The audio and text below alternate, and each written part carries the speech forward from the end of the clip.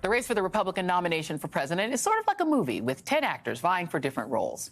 Today, we have two new players, former Vice President Mike Pence and a billionaire from North Dakota who happens to be a governor that you've never heard of, Doug Burgum. Of course, the leading man in this blockbuster is the guy who spent 4 years dividing the country by fueling racism, anti-Semitism, anti-LGBT hate, and ripping up our democracy, and is now looking for a sequel to his dystopian presidency. All the other candidates are offering America some weird interpretation of the Trumpian film without Trump. What's even weirder is that these supporting actors, from Ron DeSantis to Nikki Haley to Tim Scott, are all vying for the lead, but won't tell you why Trump is a bad choice. Then there is the original and dutiful supporting actor, Mike Pence, who earlier today announced his own presidential ambitions. His announcement in Iowa was a back-to-the-future version of the Republican Party, complete with a 1980s checklist of goals for the country like trickle-down economics, more guns, more God, and no reproductive rights. We will rebuild our military and make it fitted to the times to defend our freedom in an ever more turbulent world. We will end political correctness at the Pentagon. Here at home, we'll champion lower taxes. We'll extend the historic tax relief of the Trump-Pence administration. We will reject radical propaganda, and we will demand respect for our history and religious freedom. As your president, I will appoint men and women to our federal courts who will uphold all the God-given liberties enshrined in our Constitution. The First Amendment, freedom of speech and religion. The Second Amendment, right to keep and bear arms. And they will stand for the sanctity of human life. Yeah, man, the 80s called, and we told it that we don't want it back. The only Republican candidate, however, who's willing to acknowledge reality is former New Jersey Governor Chris Christie, a former Trump enabler now viewed as a heretic within his party for stating the obvious. You've watched this show. I mean, to me, this show looks like it's on reruns now. This is like watching Seinfeld, right? We've all seen it, and the jokes aren't quite as funny as they were the first time we heard them, right? 8 years ago, it was amusing. 8 years ago, you were entertained. I forgive you. But it ain't funny anymore. It's not amusing anymore. It's not entertaining anymore. It is the last throes of a bitter, angry man who wants power back for himself. I mean, he ain't wrong, but if the past few years have taught us anything, it's that the Republican base cares more for the fantasy than reality. Joining me now is Olivia Troy, co-founder of Mission Democracy and former Homeland Security and Counterterrorism advisor to Vice President Mike Pence, and Kurt Bardella, Democratic strategist and contributor to the Los Angeles Times, who I will now re-out as a former Republican. So I'm going to you first because, look, I'll tell you both. When I listened to the Mike Pence thing today, it sounded like Republican from the 80s, yes. Right? So that was, but I want to go to Chris Christie first. I'm going to come back to Pence. Not all heroes wear capes. Sometimes they close bridges. He's a bad guy. He was an enabler. He did everything wrong when it came to Trump, as did Pence, as did a lot of these guys. But sometimes somebody has to say the thing. Right. He said the thing today.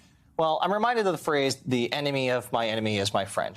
That's kind of how I view Chris Christie, because of all the people, and you showed that list of all the people who are running, declared, or thinking about running, none of them have actually done the job of taking on Donald Trump. They want to talk nonstop about Joe Biden. Guess what? In order to get to Joe Biden, you have to beat Donald Trump. That's the only path that you have. Chris Christie's the only one actually doing that. Let me play Chris Christie saying how the other candidates treat Trump like Voldemort. Listen.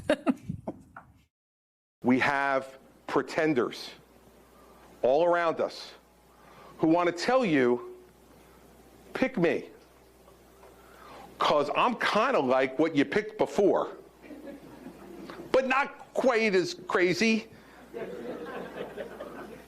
But I don't want to say his name, because for these other pretenders, he is, for those of you who read the Harry Potter books, like Voldemort.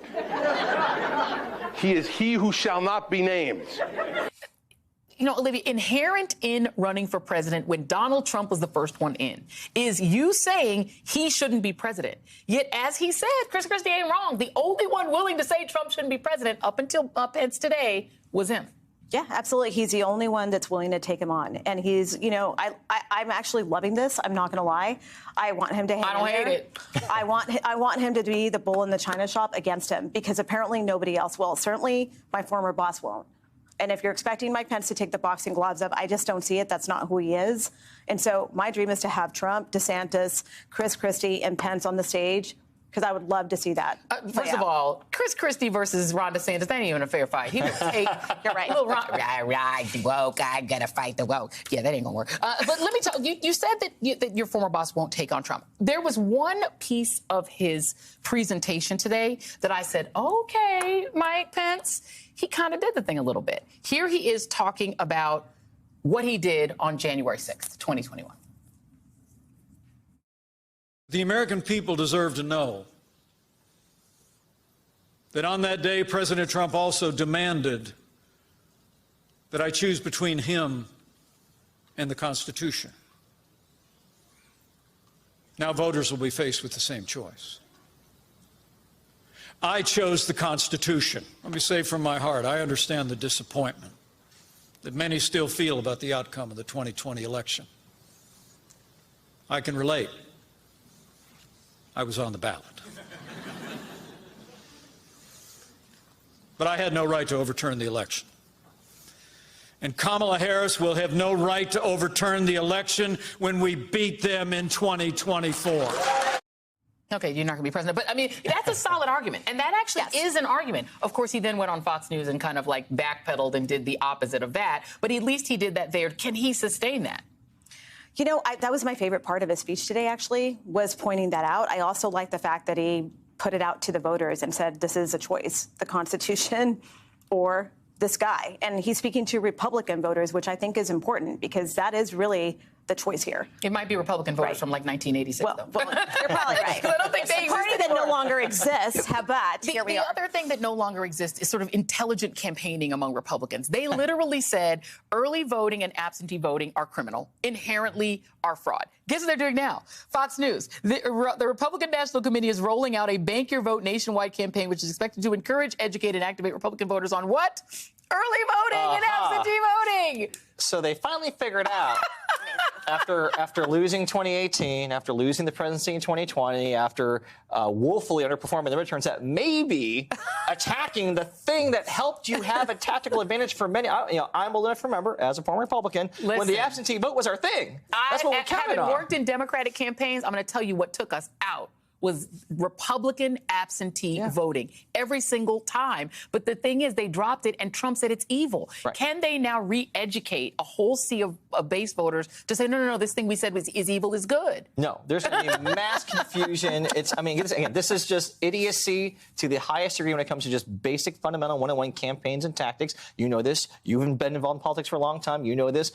The idea that you would make it harder They've made it harder for your to do it. own voters. That's right. I mean, never mind the suppression they do to the rest, but for your own voters to send mixed messages, mixed signals, misinformation is just dumb. And they've passed laws to literally physically make it harder. So they're telling you, okay, do this thing. Okay, we ain't going to make it easy for you, but hey, smart. Mike Pence had like 2 minutes that he did well. We'll give him that. Olivia Troy and Kurt Bardella, thank you both.